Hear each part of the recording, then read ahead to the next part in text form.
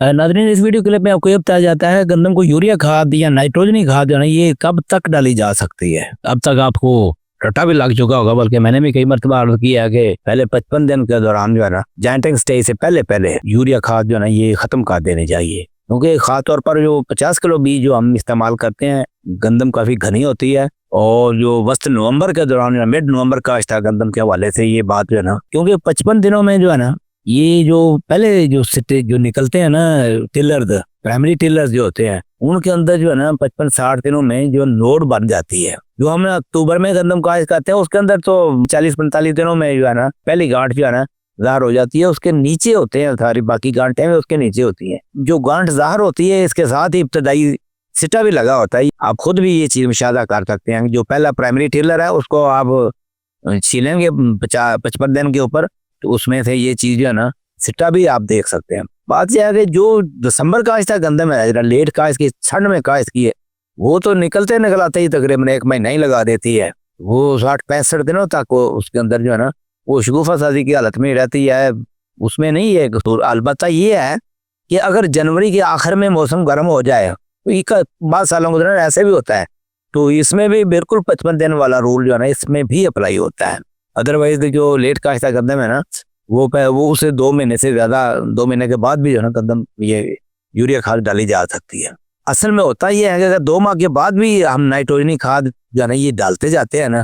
तो जाइंटिंग स्टेज का तीली मारने के मरहले के ऊपर जब गंदम आती है तो इसका इंटरनोडल डिस्टेंस जो है ना एक गांठ से दूसरी गांठ का फासला ये काफ़ी ज़्यादा हो जाता है। और गंदम का कद मौजूदा सीड रेट ज़्यादा होने की वजह से, एक तो सीड रेट ज़्यादा है, बामी कंपटीशन की वजह से, दूसरा नाइट्रोजन ज़्यादा लेट डालने की वजह से कद ज़्यादा हो जाता है। गोया फसल के गिरने का चांस जो है ना वो बहुत बढ़ जाता है। इस वजह से हम कोशिश करते हैं कि ये पहले 2 माह के अंदर अंदर यूरिया खाद जो है इस्तेमाल कर ली जाए। अब जो बहुत अगेती काश्त गंदम है उसका मैंने अर्ज किया कि 40-45 दिन के ऊपर उसको नहीं 55 या 60 दिन तक लेके जाना चाहिए। दूसरी सूरत यह है कि जो रेतली ज़मीनें हैं जिसकी कैटायन एक्सचेंज कैपेसिटी जो है ना यानी कि खुराकी अज़ा जो है उनको पकड़ने की सलाहियतें नहीं है, वो जो डाली उसने हफ्ता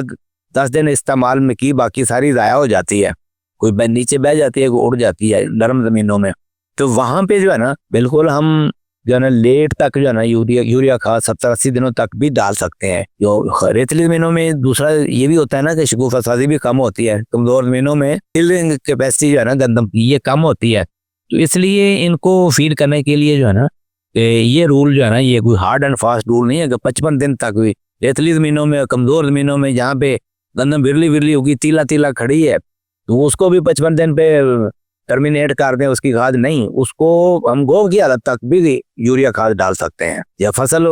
बहुत घनी हुई है लेकिन उसमें शुरू में डाली नहीं जा सकती, रंगत डाउन है, तो भी इसको 2 महीने के बाद जो है ना यूरिया खाद दी जा सकती है। बार क्या है, जब 50% से ज़्यादा टिलर्स जो है ना ये 55-60 दिन के हो जाए, उनमें नोड डेवलपमेंट शुरू हो जाए, तो यूरिया खाद का इस्तेमाल जो है ना ये रोक देना बेहतर है।